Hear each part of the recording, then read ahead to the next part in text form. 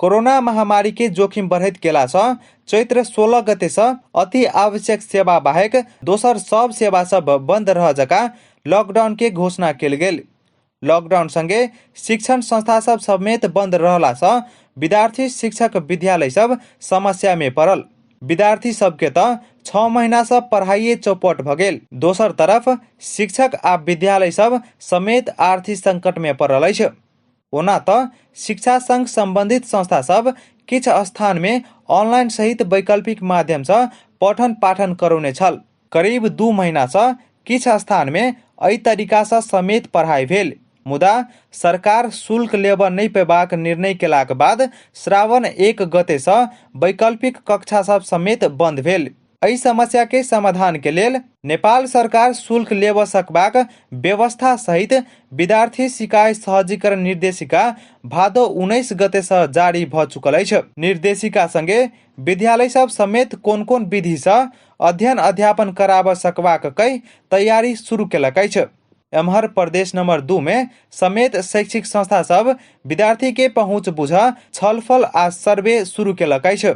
एम्हर प्रदेश नंबर 2 के पैप्सन के अध्यक्ष मुरारी प्रसाद शाह एक साता भीतर वैकल्पिक माध्यम सबके प्रयोग कर निजी विद्यालय सब पठन पाठन संचालन करबाक बतौने अछि। 1 गते से हमरा सबके बात भेल छै, लेकिन काल्हि विश्वकर्मा पूजा के कारण से काल्हि के बादे 2 गते से करीब करीब सब जगह कतौ 2 गते छै, कतौ 4 गते, कतौ 7 गते हमरा जे किस्म जानकारी आबि रहल अछि तै किस्म से कक्षा सब संचालन हैत।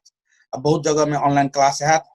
तहिना प्रदेश नंबर 2 के एनपैप्सन समेत अध्ययन अध्यापन करबाक तैयारी शुरू केलक अछि।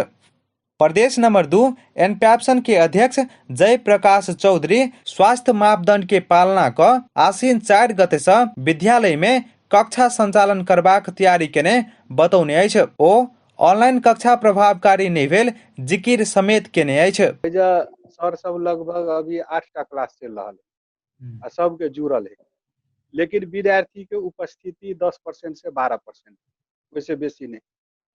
जना 8, 9, 10 में हमरा लग जमा 120 विद्यार्थी है, जेमे 40टा विद्यार्थी अब 38टा अब 39टा अब 8, 9, 10 के 7, 6 में कहियो 15टा 16टा, वैसे नीचा 2 क्लास से हम चलाब रहल छी 5टा 6टा के विद्यार्थी अब, तो वैसे कोनो उपलब्धि नहीं भ रहल है विद्यार्थी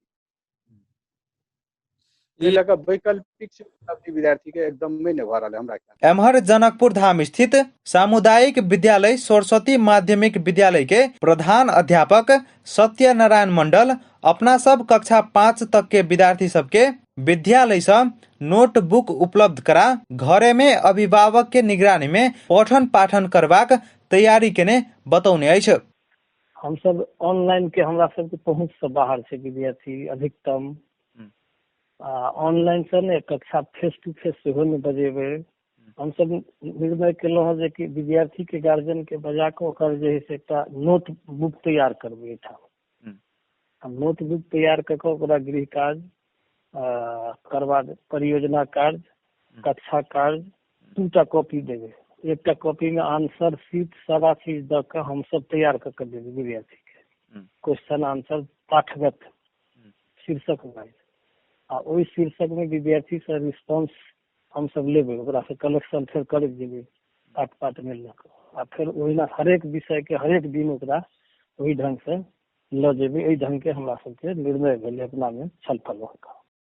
निर्देशिका में विपन्न आ प्रविधि के पहुंच नहीं भेल विद्यार्थी सब के लेल पाठ्य पुस्तक आ स्व अध्ययन सामग्री उपलब्ध करा विद्यालय आ शिक्षक सब समूह बना सहजीकरण कर सकबाक कहल गेल अछि। इ निर्देशिका संभव भेल स्थान में प्रत्यक्ष साक्षात्कार सिखाए आ संभव नहीं भेल स्थान में वैकल्पिक प्रणाली से निरंतरता देव सकबाक आधार देल गेल अछि।